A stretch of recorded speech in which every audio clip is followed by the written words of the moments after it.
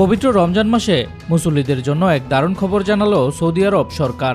মক্কায় তারা উদ্বোধন করেছেন পবিত্র কোরআন জাদুঘর। সৌদি প্রেস এজেন্সির বরাতে আরব নিউজ জানিয়েছে, মক্কার ডেপুটি গভর্নর প্রিন্স সৌদ বিন মিশাল বিন আব্দুল আজিজ সম্প্রতি মক্কার হেরা সাংস্কৃতিক জেলায় এই জাদুঘর উদ্বোধন করেছে। মক্কা শহর ও পবিত্র স্থানগুলো রক্ষণাবেক্ষণের জন্য যে রয়্যাল কমিশন রয়েছে তাদের তত্ত্বাবধান এবং সহায়তায় এটি নির্মাণ করা হয়েছে। পাশাপাশি এর ডিজাইন করা হয়েছে এমনভাবে যেন তা স্থানীয় এবং দর্শনার্থী উভয়ের ধর্মীয় ও সাংস্কৃতিক অভিজ্ঞতা সমৃদ্ধি করে।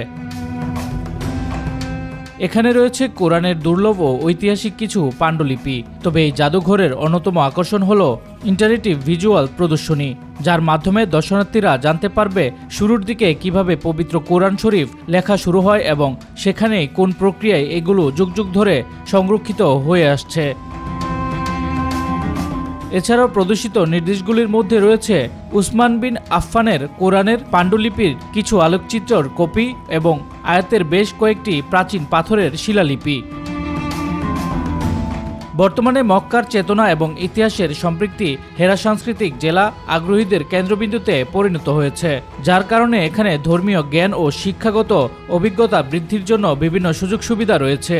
হেরা গুহায় গেলে কিভাবে মহানবী হযরত মুহাম্মদ সাল্লাল্লাহু আলাইহি ওয়াসাল্লামের উপর ওহী নাজিল হয় তা দর্শনার্থীরা সহজেই অভিজ্ঞতা লাভ করতে পারে। কোরআন জাদুঘর প্রকল্পে সৌদি কফি জাদুঘর, সাংস্কৃতিক গ্রন্থনাগার এবং হেরা পার্কও অন্তর্ভুক্ত, যা রমজান মাস জুড়ে সবার জন্য উন্মুক্ত থাকবে।